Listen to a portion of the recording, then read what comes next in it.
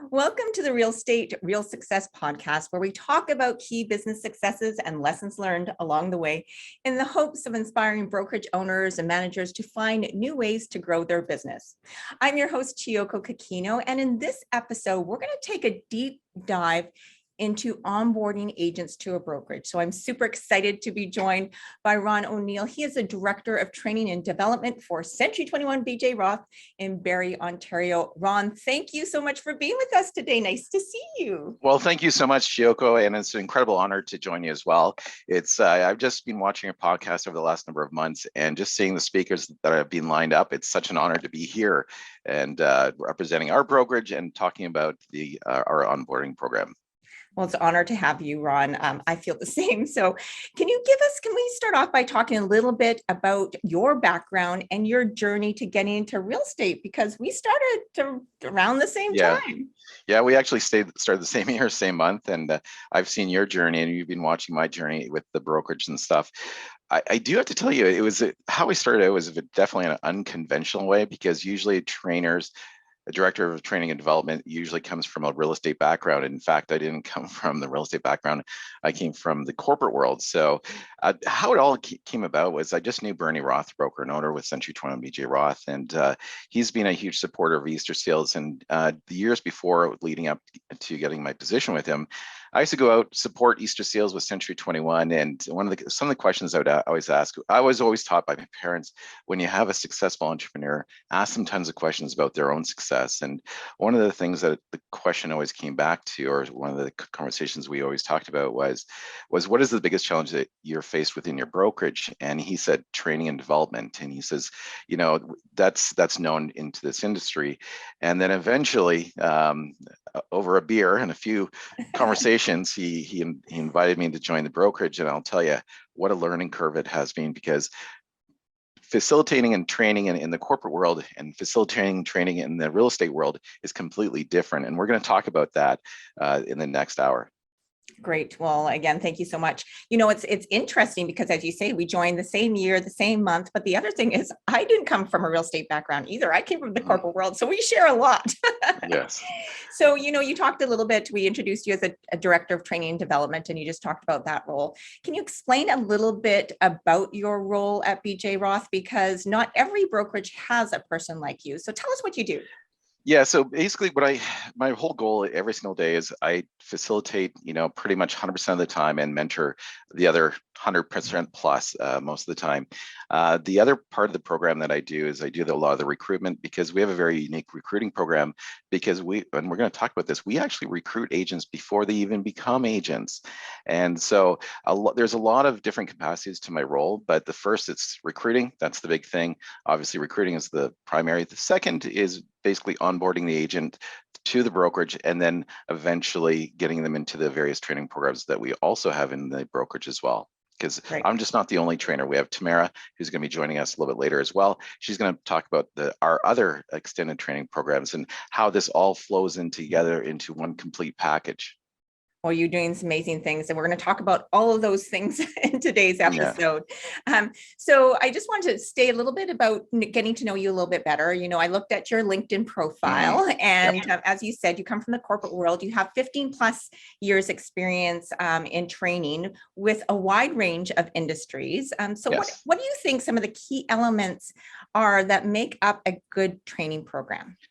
Yeah, that's the big thing. And I was thinking about this the other day, because I know I have some training programs going on this week with some of our agents. And it goes back to a couple of years ago before the pandemic. And I remember I was doing this training session a couple of years ago around St. Patrick's Day. And I'll never forget this. I talked to the agents about getting out, door knocking and dropping flyers. And then a couple hours later, I'm driving downtown and passing by the St. Patty's Irish pub bar. Guess what? There's 3 of my agents drinking, right?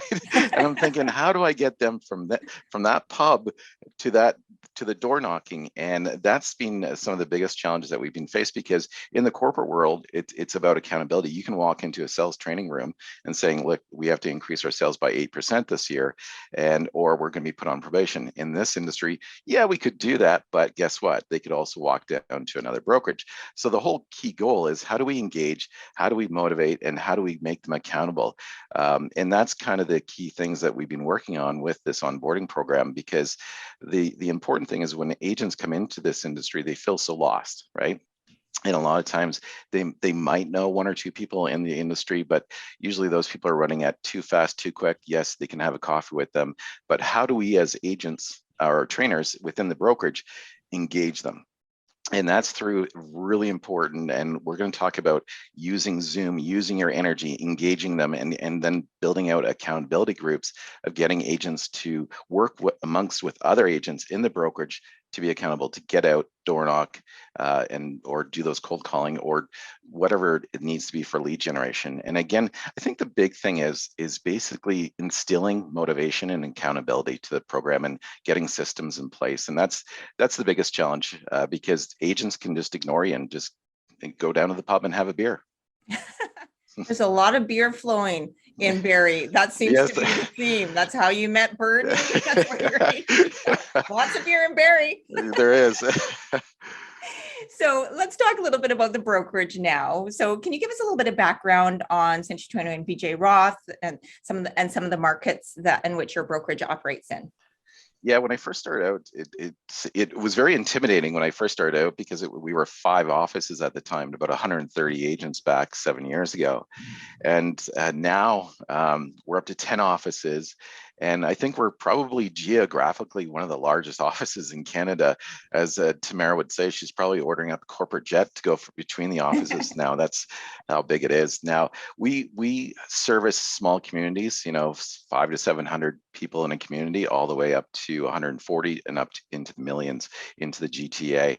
So we have a very diverse set of offices, which also becomes very diverse with the amount of agents. We do have corporate style agents to the more relaxed style rural agents and stuff. And it's important for both as a recruiter as well as a trainer to also understand how important it is that not each agent is the same and not each market is the same, and how, wearing a suit and tie doesn't work well up in the Muskokas when you're sitting on Lake Muskoka, when you're out having a drink on Lake Muskoka, right? So your clients are different. So again, it's diversification. And I think, even with Tamara can attest to this, there's challenges though. I wish I can say that every day is simple and it's easy to work with all the agents. But when you have a big brokerage, it's a lot to manage and a lot to navigate, because how the deals are being done in Toronto can be completely different done up in the north. So again, diversity is key, and knowing how to pivot with each of the markets that we're in. So great. As we just talked about, we both are celebrating our 7th year coming up in April next month. Mm-hmm. So I've seen a lot of changes over the 7 years that I've been with Century 21. What have been some of the biggest changes you've seen in the industry since you joined? Yeah, actually, that was a great question, because when I looked at the awards, so we had our awards ceremony about 3 to 4 weeks ago, and when I was looking at the winners that were coming across, the award winners that was coming across, I saw a lot of new faces up there. And one of the key things is, over the past year, I've been interviewing a lot of the new agents that have really kind of spiraled all the way up to Centurion Award winner. And I've been asking them, what are you doing? What have you been doing differently? And I've been asking about their commission, about how they do the process and their lead generation. And majority of them have done completely the opposite of what most agents would think they're doing. Is they're actually upping their service. They're upping the way they're connecting with their clients. And what I mean by that, I remember 7 years ago when I joined, I was talking to an agent and a number of agents, and they said, oh, loyalty is dead, because the technology is pushing us further and further away from the client. And it has been, we know that, right? But the reality of what these newer agents are doing, and it's been amazing to watch them, they've turned into full service agents. So what I mean by that, when they go in and get a listing agreement signed, before even the ink is dry on the paper, they're walking in with 100 boxes from their local moving company with their brand, with Century 21 branding on there, and it's already there at the front door. The next day, the garbage bin shows up. The next day after that, the deep cleaners show up, and then the stagers, and it's amazing. And I had to ask them, like, what, how much are you spending? Like that's a lot of money. But we have to take it into context that the money that's being made 24 months ago compared to today, they're making double the amount. And I was talking to RJ Hill, one of our Centurion Award winners, and I asked her how has she changed her industry, and she said by becoming a full service agent her clients, instead of her spending say $15,000 to $20,000 in lead generation, like electronic lead generation, what she's done is she's literally taken that money and put it towards their experience with their client, and then the clients become their advocates, become their billboards out there. And she says, I don't even have to, like, my goal was to get to year 5, day 1 of year 5, and to get 80 to 90% of my business. She's in year 4 already, and 90% of her business is referral from her clients. So again, I think that's the big change. And I think another thing that shocked a lot of the agents, the more experienced agents, when I was at the award ceremony, I was asking, I said, well, how much are you getting for your commission? 2.5%, 3%, on the sell side. And I've like 3% in our market, especially this close to Toronto, was unheard of, right? But again, and the thing is that by providing that full service experience, what's also is they're not even negotiating commission. Yes, they do sometimes, but majority now we're pretty lucky. We're outside of Toronto. It's pretty tough to be in the Toronto market. I can imagine in Vancouver market or Montreal or the bigger cities, but our market, because these agents are doing such a phenomenal job, they're getting the commission that they want now. Well, I think that's fantastic, because it's really what they're really doing is creating wow moments along the way, right? So at the end of the day, their client is having an exceptional experience. And I think you've talked about this before many times, is they've created raving fans, and then those raving fans become ambassadors for them, right? They're the advertising billboard, as you say. So that's really interesting to know. And I love that you ask agents, like, how have you been successful? Like, how did you get from here to there, right? Because you're learning, you're probably taking some of those best practices and really incorporating them into the programs that you have at your brokerage. Oh, 100%. And I've seen the success of it, especially over the last 2 to 3 months, because, I've gone back to some of the agents that I've trained out over the years, and I said, how about you reinvest into the service experience for your clients? And I can already hear the success.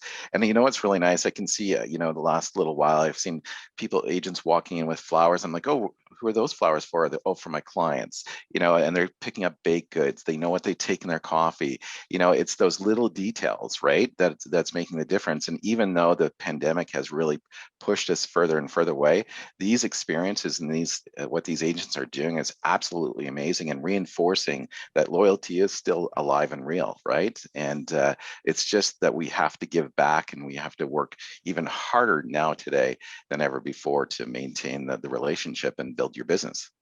Well, I think the pandemic really, even though it's pushed us far away, it just makes us have to be more creative and how we create those wow moments, right? So Yes. You just really need to think, like, how can I replicate this experience, maybe, in a socially distanced environment or a virtual environment, but how do I replicate an in-person experience in the virtual world? And I think people have gotten really creative. And I think that's one of the great things that people who, kind of take it as a challenge and look at ways to overcome that challenge. Yes. How would you say that you differentiate your brokerage from other brokerages in your markets? Without a doubt, it's communication. If you take a look at, I've worked in the corporate world, talked about communication over the last, 20 plus years. And if you take a little look at the root cause of a lot of issues out there within any business, with any industry, and that's communication. And I think this is going to be the death of me, but I have a rule, and Tamara and I have a rule that we have to reach back to our agents. If they phone call or text us, we have to respond at least with a text message within 5 minutes, acknowledging that they've texted us or acknowledged that they called us. In fact, I've been on this call for about 15 minutes and I've already got 3 phone calls, and I managed to respond back already to them about deals. And that's the key thing is that we're going to talk about the mentorship program, but having agents know that they can reach out to me and know that I'll get back to them within a few minutes makes a huge difference. Now, don't get me wrong. I don't expect every manager or every trainer to do what I do. But the thing is that has been a success. That has been a selling feature to our brokerage. As an example, just over an hour ago, I received a text message from a guy who's in a gym. His name was Julian. He texted me and he says, "Hey, Ron, it's Julian. I was just talking to your agent here at the gym. I was just wondering if you have a few minutes to talk about my future career in real estate." I called him back and I said, "Hey, Julian," and all I could hear is laughing in the background. I said, "Is this Julian?" He goes, "Yeah, this is Julian. We're just laughing because I'm sitting with your agent, and your agent said, don't worry, he's going to call you in less than 5 minutes." And sure enough, I have a meeting with him tomorrow morning at 10 o'clock. And again, that makes a big difference. Knowing that on a Saturday evening, in mid-July, on a beautiful Saturday evening, knowing that they can call somebody and that they can get somebody to give them guidance and direction, that makes a huge difference. Well, and when someone gets back to me, I'm sure that you feel the same way, but if someone gets back to you, I'll talk more so you can actually answer your agents. That's right. Really, I'll have to talk more in this podcast.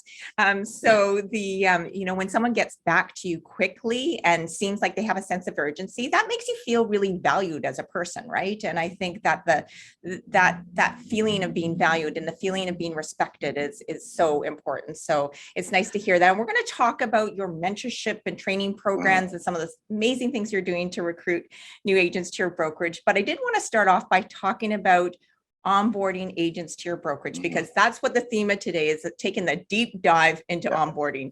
So can you start off by telling us a little bit about your onboarding program? Just give us a little bit of an overview. Yeah, so the onboarding program is quite in depth. It is, if you were to count how many key things that we have to go over, it probably equates up to about 500 different areas that we have to go over, which is quite intense. But the thing is, it's broken down in different categories. So as an example, we start out with the C21 tools and the C21 family. I talk about you, Chiyoko. I actually use you as a recruiting tool about our recruit for our brokerage, as well as then we go into the board tools. Then we go into obviously lead generation, and then we talk about the follow-up after lead generation, and then we talk about offer handling, and then it's a very just basically going through a transactional process. It's almost like that, but making sure that, I think one of the key things that we forget is we tend to jump when we talk about lead generation, or when we talk about onboarding, we tend to move right into lead generation or offer handling. And a lot of times the agents don't know all these little details of, getting photos done, buying a domain name, setting up your website. So it's really important that it's all individually broken down. And the thing is that at the end of the day, making sure that you have an onboarding checklist. And I saw one through, Tamara had showed it to me when you guys were at Chairman Circle the other week. I think it was Joel Ives had a great onboarding checklist. And I think it was brilliant, because what happens is a lot of brokerages will have an administrative onboarding checklist, but you have to have an agent onboarding checklist that reflects that admin checklist as well, and making sure that we're following through on that on the list. Because if you don't have a checklist and you're not revising it every year, and I've been guilty of it as well, where I've gone 2 years without revising it, and there's new technologies in place. So you do have to be accountable to the onboarding, and you have to review it every year. And one of the other key things is that when you're reviewing and doing an overview of your onboarding every year, bring it to experienced agents as well as new agents. Let them give you the 360 on it as well, because again, their demands change, right? So you have to implement that onto the onboarding program as well. And what I like about you, Ron, and I'm sure your whole team's the same, is that you're always like checking in with the agents. You're always asking them what they need. You're always, asking them for feedback. And I think that's what fine tunes everything that you've done at your brokerage, and why your brokerage is just, amazing. So if I was an agent that went through your onboarding program, what would I get out of it? Like, what are the goals of the program? Well, first of all, you're gonna be building your sphere quicker, faster, easier, right? That's the big thing. The other thing is you're gonna be converting faster as well. That's the whole thing, is to show them how the process works in building your sphere up and converting the leads and having systems in place. That's probably the biggest thing that the agents will benefit from. But the other thing is that they're going to be taught from A to Z within the onboarding program. They're going to be because what I do is I go through like a technology process of doing an agreement of purchase of sale. And what happens, what I find is that I tell them, I go, look, Chiyoko, at the end of the day, you're going to be doing a deal in about 2 months from now, and you're going to get You're going to be stressed. You're going to be nervous. But at the end of the day, don't worry. I'm going to be right behind you. I'm going to be supporting you going through the transactional process. Just because I teach it today, I don't expect you to know it 3 months from now. So it's just what we're going to do is it's just like riding a bike. We're going to get back on the bike 3 months from now, and we're going to go through that transactional process with you. And you're not going to be left in the dark. And that's the big thing is that just knowing that we're going to review everything. And then when real life happens, we're still with you through the mentorship program, but we've already touched on it on the onboarding program. Well, you talked about some of the topics that you cover in your onboarding program, already kind of putting them in different categories as you go through that. So how long, like how many categories do you have and how long does this onboarding process take? Yeah. So it depends on the agent, because if I have a full-time agent and he or she does 4 deals in the first 3 months, right away, they're probably going to stop the onboarding program within 4 to 5 months. Now, if it's a typical agent that's going through the onboarding program, it's usually 6 to 8 months. And again, it's really depend on what experience they've got, how many conversions they've done, and also how independent they are. Because I do find that there's certain qualities of agents. They walk in, they have all the entrepreneurial skill sets and behavioral sets already in place, and all that you have to do is show them the tools. So sometimes it might just take 2 to 3 months, but usually 3 to 8 months is the average for the agents in the program. Now for time wise, people ask me, like, how many hours do you commit a week to these agents? I usually commit 2 hours a week to the agent. Now, they're based upon their schedule. A lot of times I do training on Sunday as well. I do training in the evenings. Now, the other thing is that I always do my training sessions in 1 hour segments. And the reason being is because if it goes longer than an hour, it gets challenging for the agents to digest everything in. If it's like, especially when you're going through deals and stuff, it's a lot to take in 1 hour. And I always tell agents when I talk to other mentors and other onboarding trainers out there, I always tell agents, start out really slow with them, because they can get quite intimidated as well. And also, and this comes into our recruiting part of our process as well, always remember that new agents, there's always a level of fear that the educator has provided. So each provincial educator puts a little bit of fear into these students. And what you have to do is you have to address those concerns, because a lot of agents, their fear is getting sued, right? And losing their license or suspended or something. So also really address that earlier on in the onboarding process, that the reason why we have the onboarding and the mentorship program is to protect you.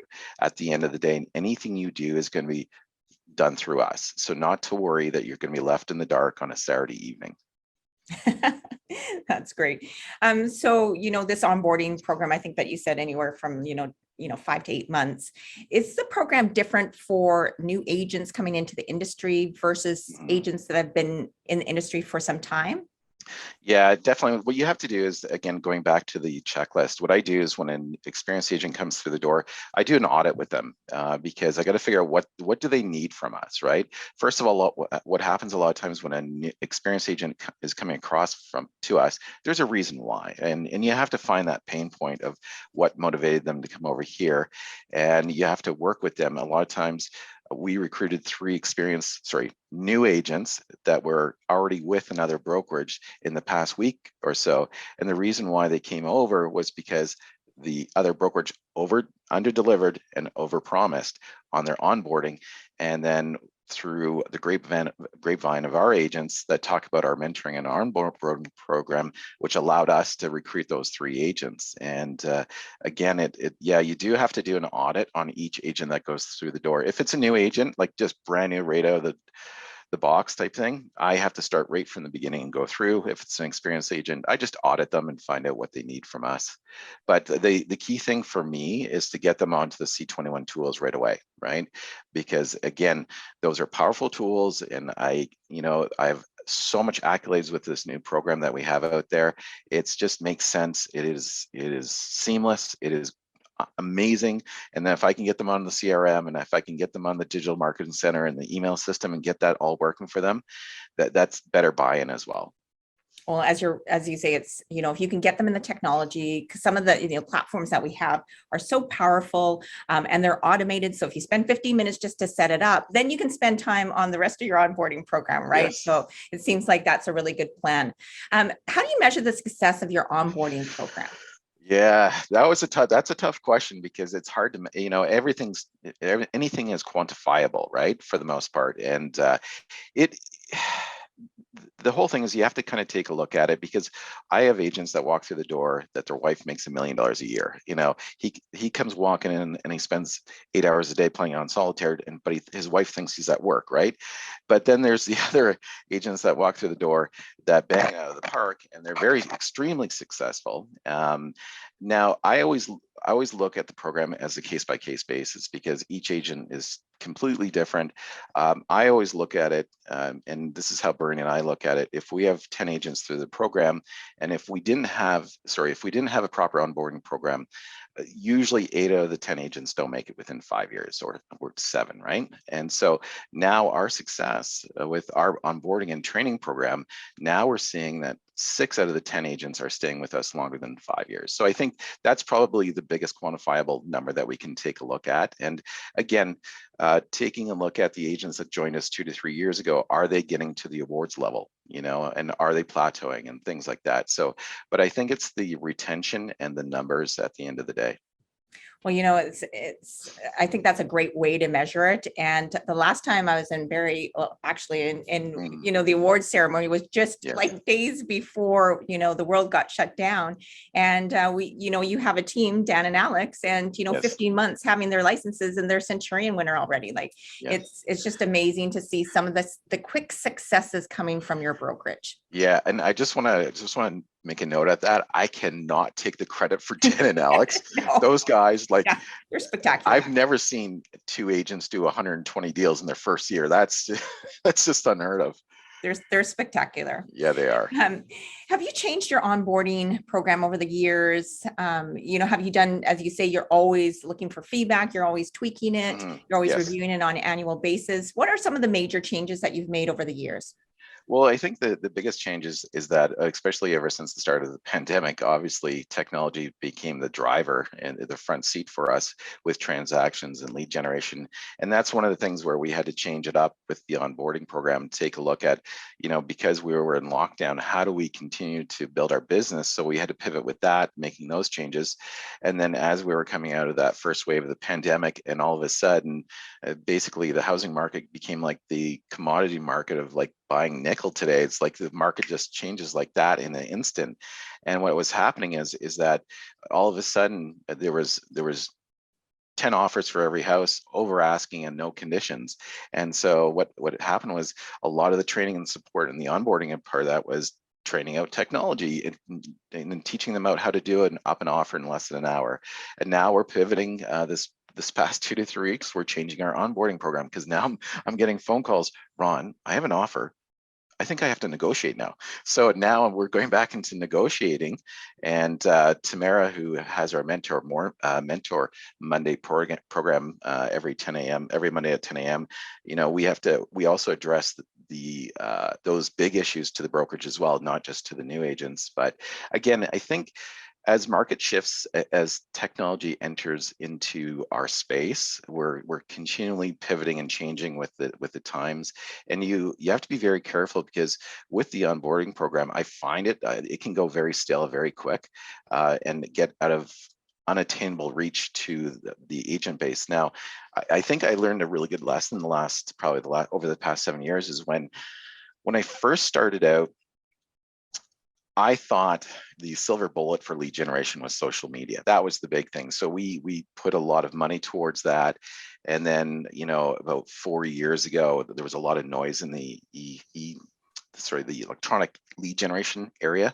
And then we kind of fizzled off, and we shouldn't have done that. And then because we didn't spend a lot of time on the onboarding program talking about social media, and we ended up losing 2 agents, and those 2 agents became and TikTok icons within the real estate space. And that was a major drop that was a major issue with our brokerage. So we are now revisiting and bringing back those social media. Even though we did talk about social media, we talked about building out your Facebook page, using it as a using Ads Manager with Instagram and Facebook and such.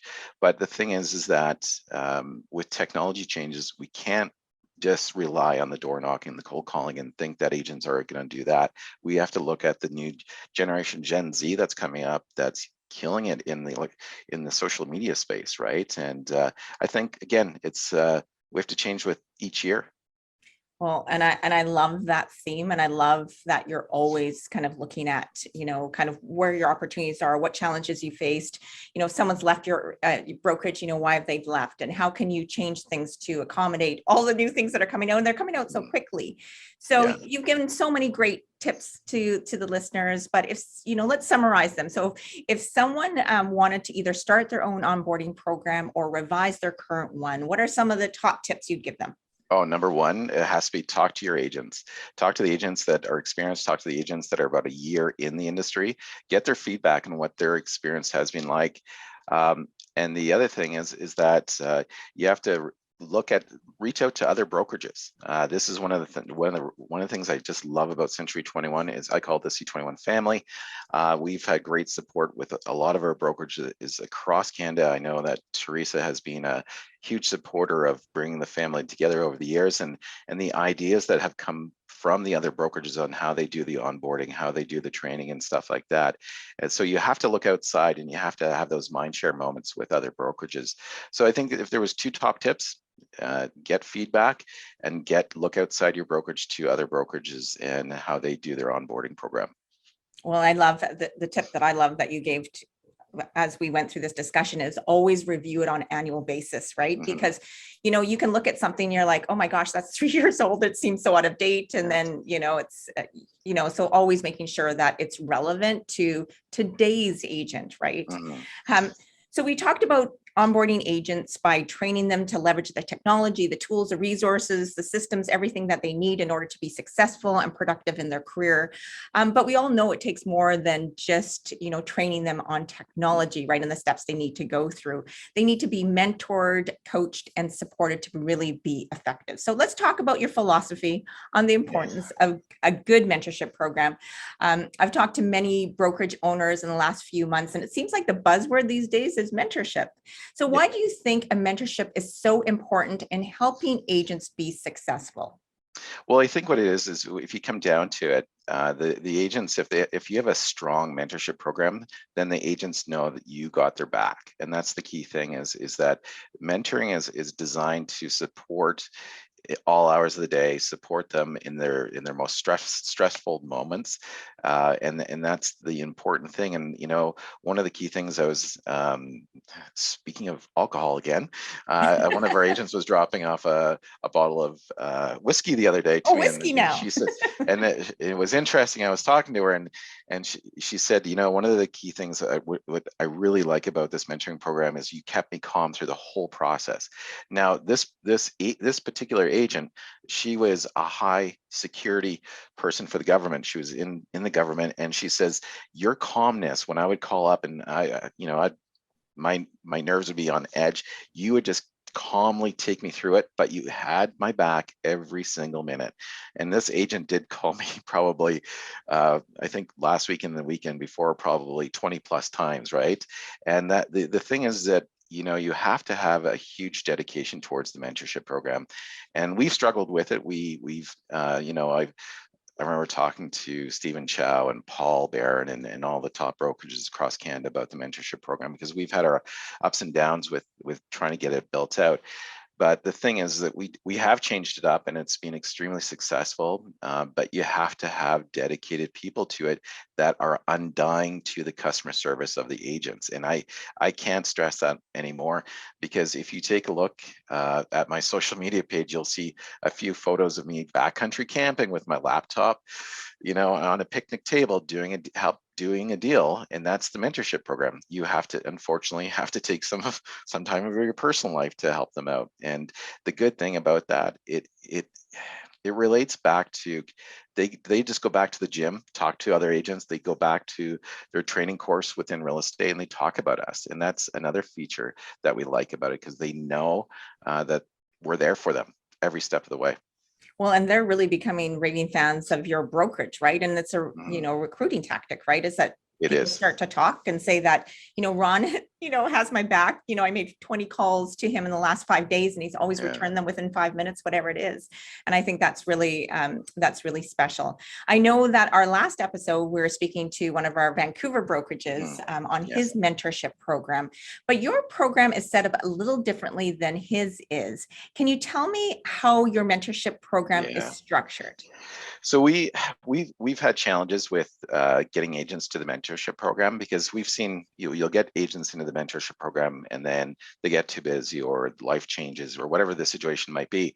So we decided about 2 years ago that the mentorship program would be from the management as well as the trainers. So that basically, and I know this is a really huge undertaking for a lot of managers and trainers out there and owners, but we felt that if we took on the mentorship role on top of our existing roles, that provided 7 days of support, and we knew that we were accountable because that was our role, 14 hours a day of supporting our agents, and that's been a huge success. And the agents have really enjoyed it. Now, I do have to warn you, if you have say 2 managers or 2 trainers doing the mentor program, and Tamara can attest to this, what agents tend to do is that you always have to, when you're building out the mentor program, you always have to tell the agent, if you're reaching out to me, you have to reach out to Tamara as well. Because what agents tend to do, and reach out to us at the same time, because what they'll do is they'll go from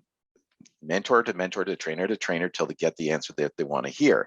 Make sure your mentorship team is all on the same page of what's being said, so there's no confusion out there, because you can lose credibility with one mentor over another when one says it's something different to the other. So you have to be careful with that, because I've been in this industry enough, and especially Tamara can say this over the last 2-3 weeks, I can trace the agent calling one mentor, then the other mentor, and then the other mentor, and then the agent's all confused, right? So you have to be careful with that.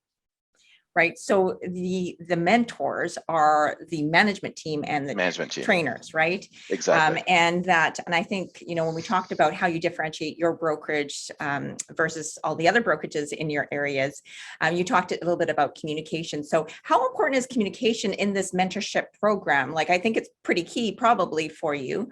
You've got that 5-minute rule, so it must be key. Yeah, the whole thing is that you have to instill confidence in their agent to make sure that they don't worry about calling me on Friday night at 6 o'clock. It's okay, I don't have a life, some days, but like as long as they know, I think they have the confidence, they know that we're going to be there for them, and they don't have to worry about, I always say, don't be so Canadian when you call me and say sorry every time you call me just because you called me 20 times this weekend. It's my job and I enjoy it and I love it. And you have to look for certain traits in mentors as well. They have to be passionate about what they do. And they have to be like, if you ever met Tamara has the biggest heart, right? She's very caring, and you can see that. That's why she's a manager. That's why she's a trainer. That's why she facilitates in many different ways within the real estate space. And that's what makes a great mentor. And she's willing to drop everything, within reason, to help the agent out. And we are going to bring Tamara on in just a couple minutes. And I did have a chance to meet with her when I was in Palm Springs for our Chairman Circle event. So she is lovely, right? Yes. What are some of the changes that you've made? Like, how long have you been running the mentorship program? It's about just over 2 years. Okay. And what's really changed is basically our movement going from an agent-based mentorship program to a management-based mentorship program. Nothing really has changed. It's just being there for them. And obviously Zoom technology has made a huge difference for us, because we're able to assist them in putting deals together virtually now. Whereas where a lot of times what they would have to do is they would have to come into the office. Now we don't even have to do that. We just say, I'll make you the host, just share your screen and we'll assist you, and we'll take you through that. The other thing I was going to say is that because of the pandemic and because of us using Zoom, the amount of training sessions that I do for the onboarding has almost increased by about 30 to 40%, because when I was doing the regular training sessions face to face, it wasn't unusual. Out of every 10 meetings, I was getting 3 or 4 cancellations because of weather, because of kids, because of this and that. Now, out of every 10, I might get one cancellation. So I think Zoom technology has really made a huge difference for us, and as well as the engagement with the agents. Like I probably have recruited probably the last 50 agents I've recruited. I probably have only met them personally, maybe 10 of them, Oh, and wow. they're all still here with us, right? So Well, they're going to be very excited when they actually meet you in person because you're I don't even better. know. You're great on Zoom, but you're even better in person. Well, thank you. I don't know about that, but thank you. So what are some tips you'd give the listeners out there if they wanted to start their own mentorship program or they want to make revisions to it? Some key Yes. takeaways? Yeah, key takeaways, definitely reach out to other brokers, reach out to me, especially. I do have a macro level onboarding program that I've built out. And the other thing is that you should join up with other brokerages in your area within the Century 21 family, and build out an onboarding program. And it does take a lot of work, but I'd be more than happy to host or give guidance on it, on the program. And I think, again, it is a very daunting task, and it took me years to build it out.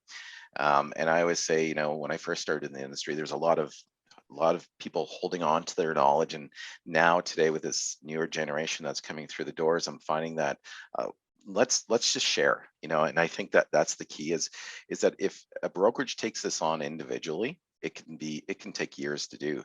So you might as well work with other brokerages that have it, and then and find out what they're doing with their onboarding program. And Rod, you said it too, is like the power. One of the great things about Century 21 is the network, right? Is all the 400 offices out there that you can collaborate with, and you can support each other. So that definitely is one of the biggest powers of the Century 21 brand here in Canada. What else are you doing to train and support your agents on an ongoing basis? Um, the big thing is this is going to go over to Tamara. So the whole thing that we've started up with Tamara is her Mentor Mondays, and I'm going to let her talk about that, as well as we're really promoting out Century 21 University.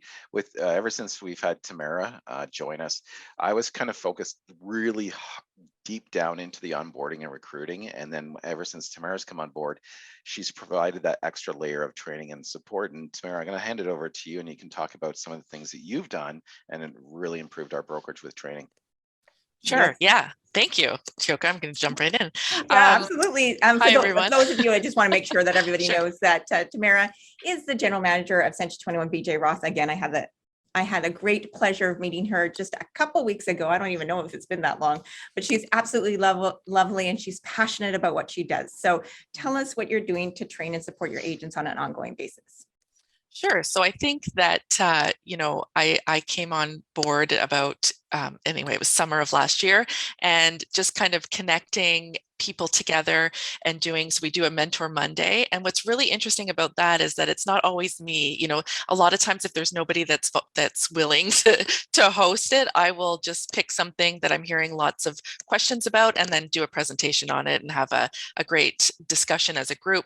But what happens often, and when you talk about mentorship, because we mentor on the front end when they come in, and then eventually they end up breaking off and developing their own friendships. And we have also certain agents that have a lot to offer and that also are very giving. So we really have created a culture around here that, and there's not everybody is on board, but most people are on board that they become better when they help other people learn. So we often have these agents within our brokerage that will take a topic. On Monday, we just had an agent, Sue Knight. She did a presentation about how to help a buyer buying cottages in Muskoka, and it's just a lot of information shared that that not everybody knows, and also it makes them feel more involved in the brokerage and with the success altogether. So it creates quite the team. We're also doing Buffini trading. We're quite the Buffini brokerage here. We love everything Buffini. So we do 100 Days to Greatness. There's always a course going, and we have more facilitators than just myself and Ron. There's also other agents that want to, it's their idea. They're like, okay, that's great. I'd love to become a facilitator and mentor for Buffini as well. And they will do that eventually as well. And it's just trying to reach all the levels too. So, and what's interesting is we have another agent, I'm just going to say his name, Jason Carpenter, and he's joined the 100 Days to Greatness as well. And he's been in the business for forever, longer than me. So I'm just, it always amazes me that the really successful agents are always willing to take those, what would be termed as kind of newbie courses. Right. And you've been in the Yeah. business, real estate, 11 years, I think, right? 11 years. Yeah. Yes. Yeah. Well, Yeah. congratulations. Thank you. So I'm going to pivot now because we are getting close to 50 minutes before the hour. I did want to talk about recruiting because your brokerage is doing some amazing things with regards to recruiting new agents and attracting agents to your brokerage. So I don't know who wants to talk, whether Tamara or Ron. What are you doing to recruit new agents to your business? Yeah, actually, that's the fun part of my job. I love recruiting, and the reason being is because I get excited. And that one of the things is that if you ever listen to me on a recruiting call, it's like the agent on the other side is like, wow, like I like, because they can barely get me off the phone because I'm so excited to talk about our brokerage and how great it is, right? That's the big thing. But I'll talk about, first of all, how do we get them? How do we get that lead coming in? Radio advertising, without a doubt, is our biggest one right now. And you have to be careful with radio ads because, again, the thing is that you have to target the demographics that are getting into the industry. So we're going for, right now, we've been running, during the pandemic, we were looking for second career people. So we were targeting those radio stations that had those listeners, as well as we were targeting the younger generation, and that's been incredibly successful. The other thing is that not all brokerages can do this, and this has probably been our biggest success. We actually pre-train almost 80 to 90% of our agents. So what I mean by that is that we put out on radio broadcasts, say, are you currently in a real estate training program? Call now, call Ron. I even personalize the phone calls. Call Ron at this phone number to find out how you can get free training from the brokerage. And so what they do is they call up, they said, my brother said to call you guys about some free training program. I'm in the educational program at Humber, which is our education program here in Ontario. They said, can I learn about it? And I said, yeah, sure, definitely.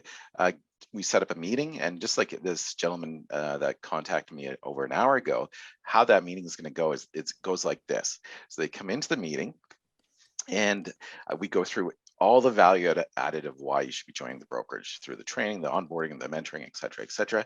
And then what I do is right at the very end, I never ask them to join the brokerage. What I do is I do an assumptive close. And all I do is I'll say, Julian, you said you work weekends. Okay, so would you have the availability of this Friday just coming in, doing a training session? Because I could promise you to the ends of this earth how great our brokerage is and how great the training program is. But at the end of the day, you got to see the training program. So what I do is I get them to come in to do the training program, the 1 hour training session after I do the recruiting call. And then what I do is when I'm ending the next training, or that first training call, all I do is, okay, what day do you have next week? And I never have to ask. All they do is it's called an assumptive close, right? And then eventually one of our radio DJ personalities here in town, she goes, Ron, I just got a recruiting call from another brokerage, but I guess I'm joining your brokerage. I said, I guess you are. She goes, I've been training you for 3 months. You've never once asked me to join your brokerage. I said, I know. Now, the key thing is that because we pre-train our agents, a lot of them, so they're in Facebook or Instagram social media groups with other real estate agents. They're in the training sessions, and they actually recruit for us. So it's a win-win situation. And that's probably been our biggest success, is pre-training. But that's a commitment, and a lot of brokerages out there would say, whoa, Ron, really? Do you get them to sign a contract? I said, nope, unless, that's all other story, unless they come through and they want a financial commitment from us in some form or fashion, because sometimes the agents want the program to be paid, and then we put them on they say, on your first commission check, then we'll help you give us the money back. That's been a huge program as well. But again, it's a financial commitment by brokerages, and a lot of owners don't want to do that. But we take the risk, and it's been a win-win situation for years now. But, even if you don't have the money to advertise on radio, because depending on what market you're on, the price does vary if you're in a Yes. small market versus, the GTA. But I do like that I'm going to call it a CTA, right? That call to action is, when are you available? Let me just spend an hour with you training you. And then, you can really kind of see what our brokerage has to offer and how I support agents, in their success. So when you're talking, those are new agents. How does that scripting change if you're talking to an experienced agent? Let's just say an agent, well, I don't know, 4 years or 10 years or whatever. Yeah, it's a completely different conversation, because the reason being is because why are you calling me, right? That's the big thing, and what you're doing is you're looking for the pain point, because there's some type of motivation why they want to move over to our brokerage. One of the big things that I'm finding right now is because we're coming out of the pandemic, and unfortunately, a lot of agents are not coming back into the brokerage. So what I'm finding from the experienced agents is, over the last probably 6 months, is that I'm looking for culture within a brokerage. I'm looking for something where I can go and I can meet up with other agents. Now, obviously, with smaller offices, that's more difficult. With bigger offices, you have the advantage of more traffic through the office itself. But I think what it is that I've been trying to recruit on their pain points, finding out, why they're leaving the other brokerage. And again, two things that I keep on seeing is, I want the culture. I just feel like a number in this brokerage, it's too big. Or the number two thing is that I just, my broker trades in real estate, and he's not getting back to me, or she's not getting back to me. And that's the other thing is that I want to know that I can call somebody with a legal question on a Saturday evening and get an answer, so I don't have to worry until Monday morning. Wow, that's great. You talked a little bit about, pivoting and some of the things you've had to change because of the pandemic. How has that affected how you recruit and train your agents? It's actually improved, actually. When before the pandemic, I was doing on average 4 to 6 training sessions a day. And again, I had a higher cancellation rate because they had to physically come into the office. So now I can plug in 6 to 8 training sessions a day, and I can get people trained faster, quicker, easier through Zoom technology. And then on top of all this, I'm actually recruiting further and further out. So I don't have to recruit an agent that's within 20 minutes of my drive. Right now, I'm recruiting agents an hour, 2 hours, 3 hours away from me. I have agents over in Ottawa, right? Because they've moved out there and they knew that they were going to get the support, and they're still with us. And so I have agents literally from like 3, 4, 5 hours away, right? And it's been working out. So it's really improved. The pandemic has actually improved the way we do and provide service at our clients. So it's actually been a benefit, both the amount of training sessions we do and the range at which we can do training at. So you were training in person prior to the pandemic. Now you're training on Zoom. Zoom's super effective. As you say, it's that connection no matter where you are in this world. What are some of the things that you've learned as you change from doing in-person training and recruiting to on Zoom? What are some of the things you've learned that you have to do? Yeah, you have to make sure you still wear your suit here and still wear the jeans. Just in case you stand up. Yeah. So the whole thing is, what I do find is that as you're doing the Zoom calls and the training, you have to have that energy level, right? So as you can see, I use my hands a lot, right? And you have to always remember, make sure you have your coffee or tea the first thing in the morning. But what I like to do personally when I'm training, and Tamara can attest to this because she walks by my office probably about 3 or 4 times a day. She goes, all Ron does is stands up and walks around the office all day long. Because what I've told some of the other trainers, don't always put yourself on camera, because if you're on camera, you're sitting down all day. What happens is, get yourself a headset with Bluetooth, and then just stand up and walk and walk and walk. Keep your energy level up, because that's going to transfer over into the conversation with your agent, right? That's probably the biggest thing is get up and walk around and keep your energy level. The other thing I was going to mention was I love stories, right? If there was one thing, and Tamara as a professional facilitator, using stories to engage your audience, especially today, because there's enough in our wheelhouse that you can use for training and keep them engaged, because I find stories stick, theories don't, right? So always use your stories when you're training on Zoom, and even in general. I love that. Stories stick, theories don't. That's a really good takeaway. It's interesting, Ron, because as you say, you have to, have your coffee and tea, walk around. Everybody finds different ways that they can generate energy, right? To make sure that they showcase that on Zoom. One of the things that I do before I go on to a training session or, a meeting to talk about the Century 21 brand is I listen to music. Like I listen to some really, even if it's 7 o'clock in the morning, I'm going to listen to some dance music, and that just gets me happy. It gets me energized. And then I'm in the right mindset to give it all I got. Yeah, it's funny you mentioned that because there's always a headset in my that's on my head all the time, and I have two headsets. I have my music headset and I have my Zoom headset, and that's what I'll take my Zoom headset off and I'll put my music headset on, because that does provide me with a lot of energy as well. So. Great. So 2 more questions before we wrap up. What are some tips that you'd give a brokerage if they wanted to take their business to the next level? Definitely, taking a look at how our brokerage has changed over the last number of years. We went from a very heavy management-based company to more training and mentorship-based program. We're putting way more money towards training and mentoring, because where's the money at? It's training and support, right? That's the big thing. And that's worked out really, really, really well. And that's why having Tamara, and we also have a technology trainer that's in the brokerage, that's really helped us out. And remember, if you can diversify, if you have the budget to diversify the trainers, because you can't, as Tamara knows, she's taken on this new role, and she goes, she looks back at it going, I don't know how you guys did it, because there were so few of us a couple of years ago. And then luckily, we've been able to diversify the training with other people, because technology training is in a job in itself a lot of days, right? And the thing is that you can't be everything. That's the important thing as a trainer, as a mentor. Great. And the last question for you, Ron, what is the biggest challenge you've ever faced in your life, whether it's, being in the real estate industry or in your career at all, or in life in general, that ended up being a blessing in disguise? Facing fears, that's always the biggest thing. If you asked me 25 years ago, if you were going to a funeral, would you rather be doing the eulogy or would you rather be in the casket? And 25 years ago, I said I would rather be in the casket, right? Doing like now, 25 years later, you can't shut me up. You put me on a Zoom call and in front of a group, and I'm not afraid. But the thing is that if you ever take a look at my email signature just below it, I have a saying, your success is on the other side of fear.